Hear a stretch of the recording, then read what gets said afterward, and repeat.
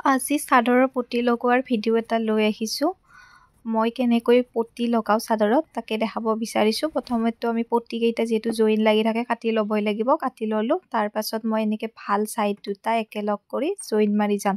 তেনেকৈ 6টা পতি থাকে, তেনেকৈ গোটেইকেইটা পতি মই জইন কৰি ল'ম। ফাৰ্ষ্ট চাই যাব ভিডিঅ'টো, তেতিয়া নজনাসকলে বুজিও পাব। এনেকৈ গোটেইখিনি পতি একেবাৰে চিলাই দিম।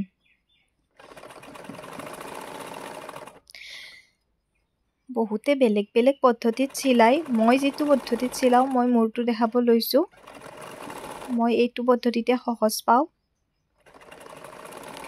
গোটেইকেইটা পতি এনেকৈ মানে চিলাই লোৱা হোৱাৰ পিছত মই আকৌ এটা চিলাই মাৰি দিম, কিয়নো এটা চিলাইত যিহেতু নাথাকিবও পাৰে, দুটা চিলাই মাৰিলে মানে বস্তুটো টান হৈ থাকিব।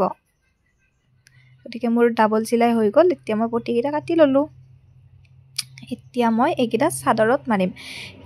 কেতিয়াবা মানে কি হয়, এই ছাইডটো এক্সট্ৰা কৰি চিলাই ল'বও পাৰি, কিন্তু মই ডাবল মানে টাইম খৰচ বা সূতাটো খৰচ কৰিব খোজা নাই, সেইকাৰণে মই একেবাৰে এনেকৈ চিলাই গৈছোঁ।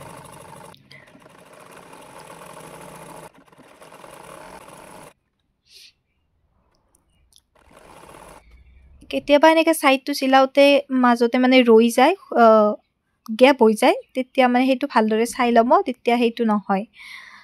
এটা ছাইড চিলাই হোৱাৰ পিছত মই নেক্সট ছাইডটো মানে এইটো ছাইডৰ আন চিলাইটো মই চিলাব লৈছোঁ।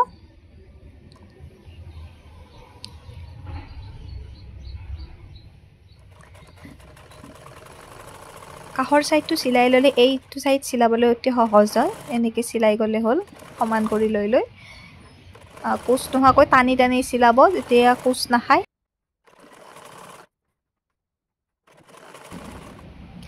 এনেকৈ মই এই গোটেই পতিটো চিলাই ল'লোঁ। ভিডিঅ'টো ভাল লাগিলে লাইক এটা কৰি দিব। বাই।